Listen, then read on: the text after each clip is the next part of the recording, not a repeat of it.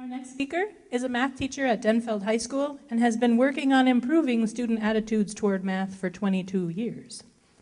He flips his classes and his students use whiteboard tables to explain their thinking. He loves to find new innovative ways for his students to learn. He also enjoys spending a lot of time with his family, and on chilly nights, you'll find him in his backyard with his family around the fire pit. With his story of leftover lessons, please welcome Ed Lewis.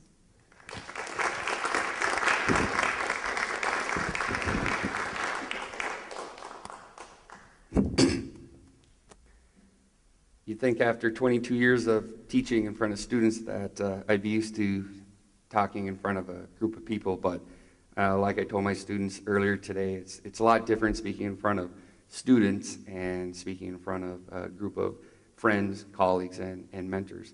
But one of the things that I've learned since coming to Denfeld after the merger has been there's no comfort in the growth zone and no growth in the comfort zone.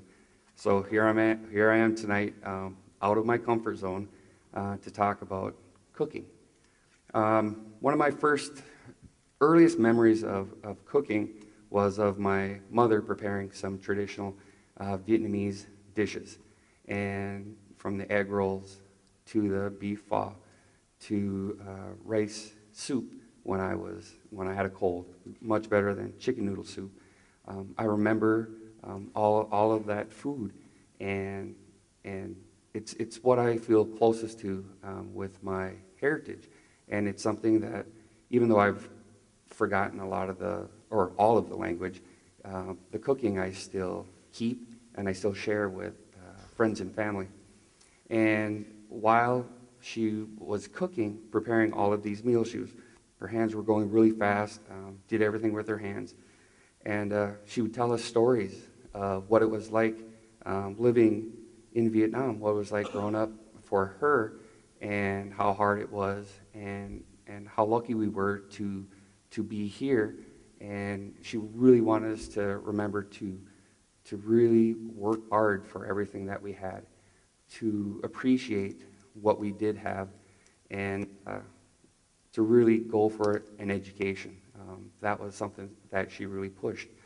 So even though I learned a lot about cooking from her, and I still keep that, some of those other values that she taught me growing up are the ones that I really keep and I try to pass on, and I'll continue doing that forever. After my parents were divorced when I was 11, my mother moved to Hawaii, and my dad was left to raise myself and my younger brother and sister.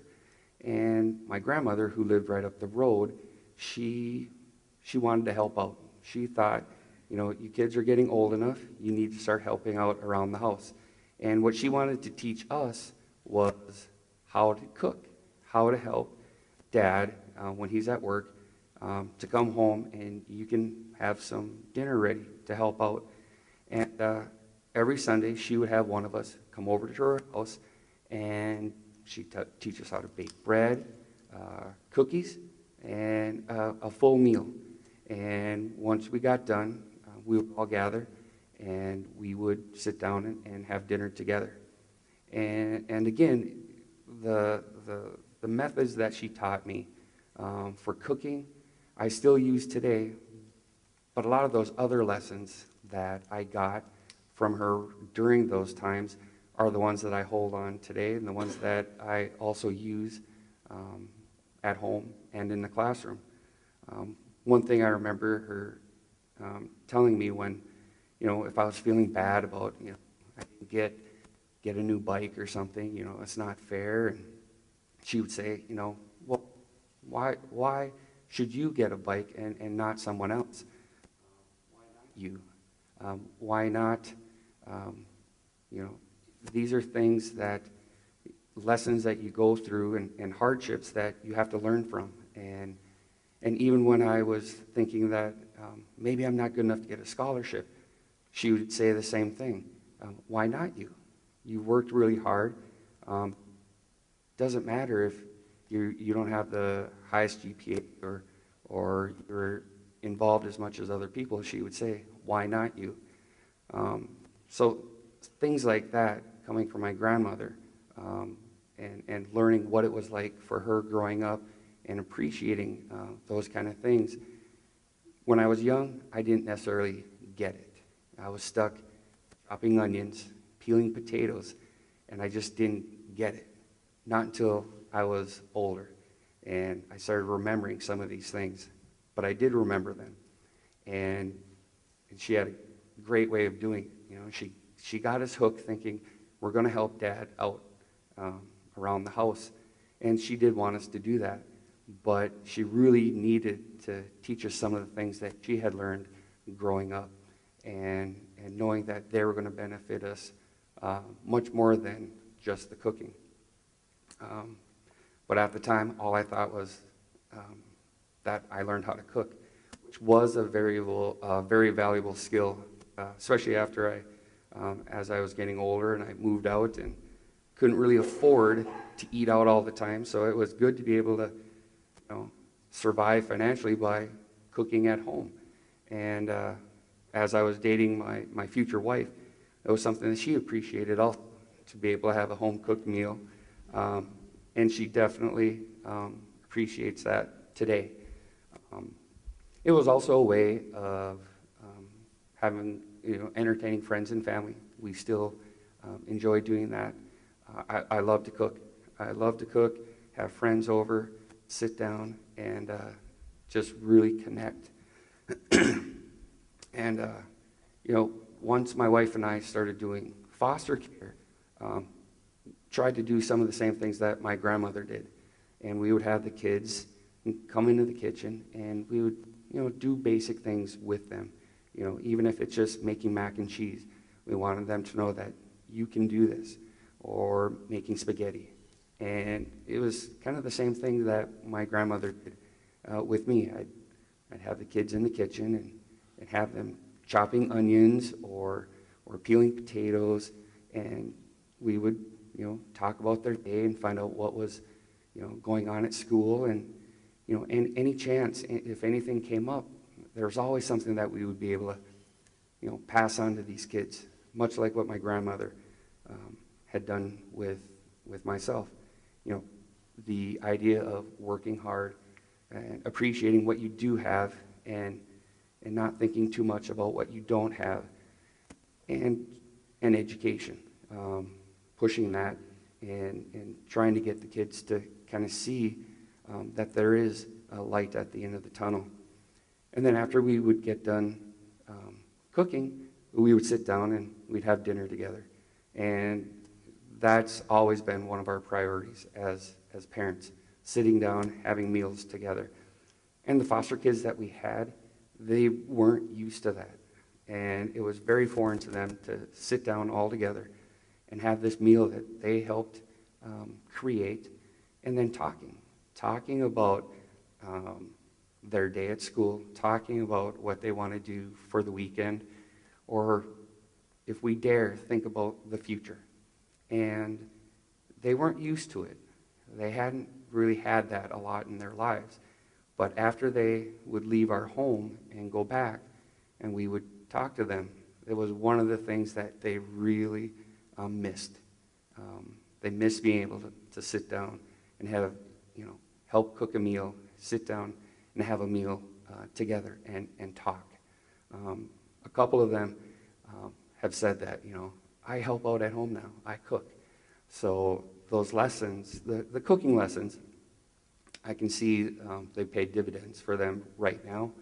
And when these kids are going on and finishing school, then I know that the other lessons have stuck with them also. Again, much like what my grandmother did for us. With our daughter now, we're doing the same thing. We have her in the kitchen. She's chopping away as much as she can, stirring everything, making a mess, and that's okay. We love it. We love it. We love, again, being able to sit down every evening whenever we're all together, and we really try to, at least Sunday for sure, but generally during the week, we'll sit down and have have our meal together, and just talk about how was your day and everything. And it's a great way to communicate for us. And again, trying to pass on all of these different lessons to her. Even though she's only 8, we're still constantly, throwing little things at her and knowing that they're going to stick, because they stuck with me growing up. They've stuck with some of our other kids, and now we're going to watch her as she grows and the things that we're passing on. So I love leftovers. I love leftovers. So I called this leftover lessons because, all the things that my grandmother had taught me and many other people who I've learned from, they're always coming back. And like leftovers, for me, they're just as good the next day, sometimes even better. You can even make different dishes.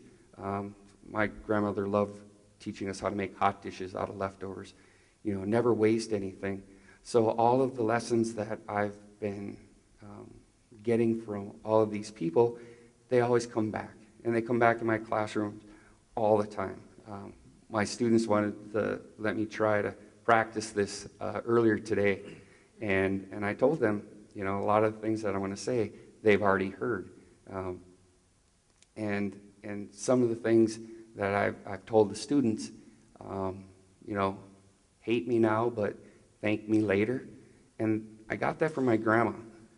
I remember chopping onions. I hated chopping onions and peeling potatoes. But then, as I got older, the lessons that I learned from her, I thanked her. And I thank her every day. And that's what I tell my students. I try to pass on the idea of don't give up on yourself, believe in yourself, you are good enough, why not you? All the things that my grandma taught me. And they might be leftovers, but I think later on in life, they're just as good, if not better. So, thank you.